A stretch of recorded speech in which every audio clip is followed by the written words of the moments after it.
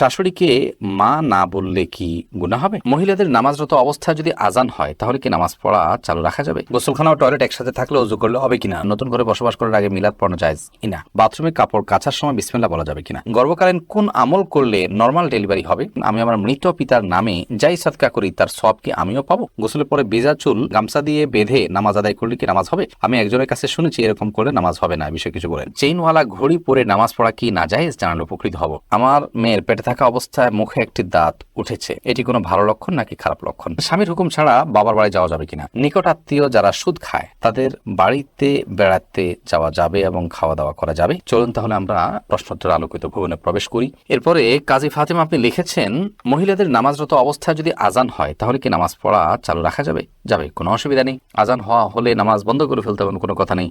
আপনি নামাজ পড়ছেন, ইতিমধ্যে আজান শুরু হয়ে গেছে, আজান মুয়াজ্জিন সাহেব দিতে থাকুক, এদিকে আপনার নামাজ আপনি কন্টিনিউ করতে থাকেন, কোনো সমস্যা নেই। এরপর জেসমিন আক্তার আপনি লিখেছেন, গোসলখানা ও টয়লেট একসাথে থাকলে ওযু করলে হবে কিনা? বাসা যদি গোসলখানা এবং টয়লেট একসাথে থাকে সেক্ষেত্রে ভেতরে ওযু করলে ওযু হয়ে যাবে, কিন্তু উত্তম হলো কমোড এবং টিপের মাঝে কোনো পার্টিশন না থাকলে, আড়াল না থাকলে সেক্ষেত্রে বাইরে ওযু করবেন, এটা হলো উত্তম। কিন্তু যদি ভিতরে ওযু করেন তাতে ওযু হয়ে যাবে, কোনো অসুবিধা নেই ইনশাআল্লাহ। রোজা ইসলাম রানী আপনি লিখেছেন, নতুন করে বসবাস করার আগে মিলাদ পড়ানো জায়েজ কিনা? নতুন ঘরে বসবাস করার আগে কোনো মিলাদ পড়াবেন না, এরকম কোনো নির্দেশ কোনো হাদিস আমাদেরকে দেয়নি। আপনি নতুন ঘরে ওঠার সময় বিসমিল্লাহ বলে আল্লাহর নাম নিয়ে উঠে যাবেন, এর জন্য আলাদা কোনো আনুষ্ঠানিকতা আপনাকে করতে হবে, কোনো বাধ্যবাধকতা নয়। হ্যাঁ, আশপাশের লোকজন বা এলাকার মানুষ কিংবা আত্মীয় স্বজনকে ডেকে আপনি দাওয়াত খাওয়াতে চান, আপনার খুশি একটা উপলক্ষে, সেটা সম্পূর্ণ আপনার ব্যাপার, শরীয়তের কোনো বিশেষ নির্দেশ নাই। আর এর জন্য মিলাদের আয়োজন করতে হবে কোনো নির্দেশ ইসলাম আমাদেরকে করেনি। শিরিনা বেগম আপনি লিখেছেন, পুরুষের কি রূপার আংটি পড়তে পারবে? জি, পুরুষের রূপার আংটি পড়তে পারবে এবং এটি বিভিন্ন বর্ণনা দ্বারা সাব্যস্ত হয়েছে। এরপরে নুসরাত মাহি আপনি লিখেছেন, আমি আমার মৃত পিতার নামে যাই সাদকা করি তার সওয়াব কি আমিও পাবো? আপনার মৃত পিতার নামে যে সাদকা আপনি করবেন, আশা করা যায় আল্লাহ রাব্বুল আলামিন আপনাকেও এক্সট্রা হিসাবে তার সাদকার সওয়াব দিবেন, কারণ আপনি যেহেতু পরিশ্রম করেছেন, আপনি যেহেতু কষ্ট করেছেন, আল্লাহ রাব্বুল আলামিন সেজন্য আপনাকে বঞ্চিত করবেন না, কারণ আল্লাহ রাব্বুল আলামিন কাউকে তার পরিশ্রমকে পণ্ড বা ব্যর্থ হতে দেন না, যতক্ষণ পর্যন্ত সেটি আল্লাহ সন্তোষের জন্য হবে এবং সঠিক নিয়মে হবে। আপনি ফরাদ হোসেন আপনি লিখেছেন, বাথরুমে কাপড় কাচার সময় বিসমিল্লাহ বলা যাবে কিনা? বাথরুমে কাপড় কাচার সময় বিসমিল্লাহ বলবেন, বিশেষ করে যখন কমোডের সাথে আপনার ওই জায়গার পার্টিশন থাকবে।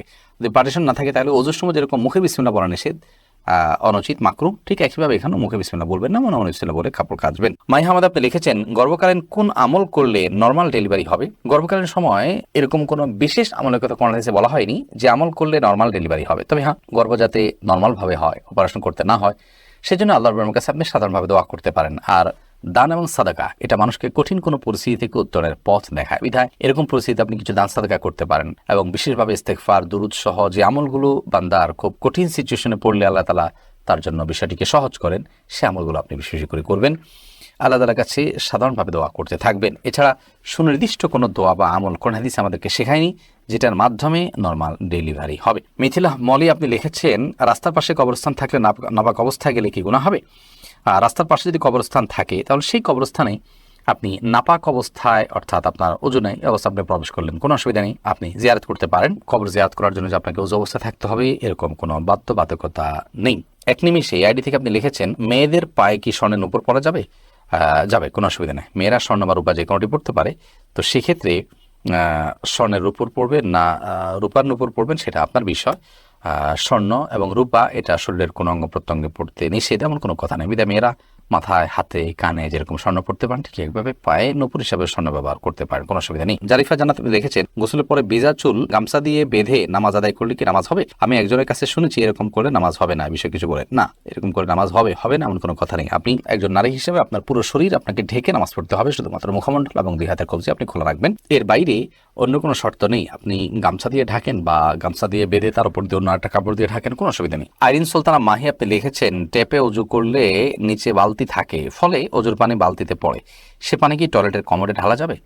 ঢালা যাবে, কোনো অসুবিধা নেই, বরং ঢালাটাই উত্তম, বিশেষ করে কমোড পরিষ্কারের জন্য, টয়লেট পরিষ্কারের জন্য বা কোনো গাছ ইত্যাদি থাকলে সেগুলোর গোড়ায় পানি দেওয়ার জন্য, যে কোনো কাজে আমরা এই পানিটা ব্যবহার করাই উচিত। কারণ ওযুর যে পানিটা, এই ব্যবহৃত পানিটা এটা অন্য কাজে লাগানোটা কোরআন হাদিসের দৃষ্টিকোণ থেকে কোনো নিষিদ্ধ কিছু নয়, এটা নাপাক নয়। আর এটা আমরা হয়তো এটার মাধ্যমে পবিত্রতা অর্জন করতে পারবো না, কিন্তু অন্য যে কোনো কাজে আমরা ব্যবহার করতে পারবো। ধরুন কমোড পরিষ্কার করা কিংবা বাথরুমের ভেতরের অংশ পরিষ্কার করার জন্য পানি ঢালতে পারি, কোনো অসুবিধা নেই, কারণ এই পানিটা নাপাক নয়। কাজল আইডি থেকে আপনি লিখেছেন উজু করার পরে কি আয়নায় মুখ দেখলে উজু ভেঙে যাবে? না, কোনো অসুবিধা নেই, উজু ভাঙবে না। সৈয়দ আবু হায়দার আপনি লিখেছেন চেইনওয়ালা ঘড়ি পরে নামাজ পড়া কি নাজায়েজ? জানালে উপকৃত হব। না, চেইনওয়ালা ঘড়ি পরে নামাজ পড়লে যেটা নাজায়েজ হবে এমন কোনো কথা নেই। আমির হামজা আপনি ইউটিউব চ্যানেলে আমাদের প্রশ্ন করেছেন, আমার মেয়ের পেটে থাকা অবস্থায় মুখে একটি দাঁত উঠেছে, এটি কোনো ভালো লক্ষণ নাকি খারাপ লক্ষণ? সন্তান গর্ভে থাকা অবস্থায় যদি মুখে দাঁত উঠে সেটা কোনো খারাপ বা ভালো লক্ষণ নয়। এটার ডাক্তারি কোনো ব্যাখ্যা আছে কিনা সে ব্যাখ্যা আপনি জানার চেষ্টা করবেন। এর বাইরে এটাকে অন্তত কুলক্ষণ মনে করার কোনো সুযোগ নেই, কারণ ইসলাম আসলে কোনো কুলক্ষণে বিশ্বাস করে না। এরপরে মার্জিয়া শেলি আপনি লিখেছেন নিকট আত্মীয় যারা সুদ খায় তাদের বাড়িতে বেড়াতে যাওয়া যাবে এবং খাওয়া দাওয়া করা যাবে। নিকটাত্মীয় যারা সুদের সাথে জড়িত তারা তো হারামের সাথে লিপ্ত, আল্লাহ তাআলা মাফ করুন। এই সুদের সাথে জড়িত হলে, হারামের সাথে যদি লিপ্ত থাকে, তাদের উপার্জন শুধুই হারাম হয়, তাহলে সেক্ষেত্রে তাদের বাড়িতে আপনি যেতে পারেন, কিন্তু তাদের খাওয়া দাওয়াটাকে কৌশল আপনি অ্যাভয়েড করবেন। আর যদি তাদের অন্য হালাল উপার্জন থাকে তাহলে সেক্ষেত্রে হালাল উপার্জন পরিমাণ বেশি থাকলে আপনি সেখানে খেতে পারেন। আর যদি হারাম উপার্জন পরিমাণ বেশি থাকে, হালাল উপার্জন পরিমাণ কম থাকে, তাহলে খাবেন না। আর যদি তিনি সুনির্দিষ্ট করে হালাল উপার্জন থেকেই দিয়েছেন আপনি জানেন, তাহলে সেক্ষেত্রে সেটা অবশ্যই খেতে পারেন। সাবির ইয়াসমিন জানাতে আপনি লিখেছেন স্বামীর হুকুম ছাড়া বাবার বাড়ি যাওয়া যাবে কিনা? আপনি যেহেতু স্বামীর সংসারে থাকেন, অতএব তার সুবিধা অসুবিধা, তার প্রয়োজন ইত্যাদি বিষয় থাকতে পারে, সেই কারণে তাকে আপনি বলে যাবেন। কিন্তু স্বামী আপনাকে আপনার বাবার বাড়ি যাওয়া থেকে বঞ্চিত করে রাখবেন, যেতে দিবেন না, আটকে রাখবেন এবং তার খেয়াল খুশি মতো সে আপনাকে আপনার বাবা মার সাথে সাক্ষাৎ করা থেকে বিরত রাখবেন, সে অধিকার কিন্তু তার নাই। সেটা যদি তিনি করেন তাহলে তিনি অন্যায় করছেন। তবে হ্যাঁ, অবশ্যই আপনি চেইন অফ কমান্ড, একটি ফ্যামিলির পারস্পরিক যে বোঝাপড়া সেটা যেন ভালো তার জন্য আপনি বলে যাবেন, এবং এই বলে যাওয়ার মধ্যে ভদ্রতা, এই বলে যাওয়ার মধ্যে নিজেদের বোঝাপড়া যে আছে সেটির প্রমাণ হয়। বিধায় এটাকে দোষণীয় মনে করা যে আমি তাহলে কি বন্দী হয়ে গেলাম, এরকমটি মনে করার কোনো কারণ নেই। শরীফ শাহরি আপনি লিখেছেন অজু ছাড়া কি জিকির করা যাবে? যাবে, জিকির করার জন্য অজু করা শর্ত নয়। এমডি আবুল কালাম আপনি লিখেছেন মহর পরিশোধের আগে স্ত্রী যদি মারা যায় তখন স্বামী কিভাবে মহর পরিশোধ করবে? তার পক্ষ থেকে দান সদকা করে দিবেন, কিন্তু উচিত হলো জীবদ্দশাতেই মহর পরিশোধ করা। আয়েশা সিদ্দিকা আপনি ইসলাম প্রশ্নোত্তর পেজে প্রশ্ন করেছেন মহিলাদের জন্য সব জায়গায় নামাজের ব্যবস্থা থাকে না, অনেক সময় এই কারণে নামাজ কাজা হয়ে যায়, এই জন্য কি বাড়ি থেকে বের হওয়ার আগে অগ্রিম নামাজ পড়ে বের হতে পারবো? না, অগ্রিম বের নামাজ পড়ার কোনো সুযোগ নেই। নামাজ ওয়াক্ত মতো পড়তে হবে। ইন্না সলাতা কানাত আলাল মুমিনিনা কিতাবাম মাওকুতা, নিশ্চয়ই নামাজ ইমানদারদের জন্য নির্দিষ্ট সময় পড়াটা আবশ্যক করা হয়েছে, বিধায় সময় মতো আপনাকে নামাজ পড়তে হবে। বাড়ি থেকে বের হওয়ার আগে আপনাকে অগ্রিম নামাজ পড়ার কোনো সুযোগ নেই। তবে হ্যাঁ, যেখানে যাচ্ছেন সেখানে নামাজের ব্যবস্থা যদি না থাকে আপনি ব্যবস্থা করে নেবেন, প্রয়োজনে রাস্তার এক পাশে দাঁড়িয়ে যাবেন, কোন একটা ফাঁক ফোকর আপনি দাঁড়িয়ে যাবেন, কিন্তু আপনাকে অবশ্যই নামাজ পড়তে হবে সময় মতো। এরপরে কবির হোসেন আপনি লিখেছেন শাশুড়িকে মা না বললে কি গুনাহ হবে যদি তিনি কষ্ট পান? শাশুড়িকে মা বললে তো গুনাহ হবে না, কারণ এটা তো আপনি গর্ভধারণকারিণী মা হিসাবে তাকে আপনি মা সম্বোধন করছেন, এটা সম্মানসূচকভাবে মা হিসাবে আপনি তাকে আখ্যায়িত করছেন। কারণ আপনি আপনার মায়ের নাম যেখানে সেখানে লিখতে হয় সেখানে শাশুড়ির নাম কোথাও লেখেন না, তার মানে আপনি তাকে আপনার গর্ভধারণকারিণী মা হিসাবে স্বীকৃতি দিচ্ছেন না, বিধায় তাকে মা বলাতে কোনো অসুবিধা নেই। বললে তিনি কষ্ট পান তাহলে সেক্ষেত্রে এরকম তো আর কথা নয়। যদি এরকম হয় তাহলে সেক্ষেত্রে আপনি বলবেন না। আপনি লিখেছেন প্রশ্নে শাশুড়িকে মা না বললে কি গুনাহ হবে? না বললে তো কোনো গুনাহ হবে না। আপনি প্রশ্ন করার কথা যে মা বললে কি গুনাহ হবে কিনা, না বললে তো গুনার কিছু না। আপনি শাশুড়িকে আন্টি বলেন বা অন্য কিছু বলেন, তাতে কোনো অসুবিধা নেই।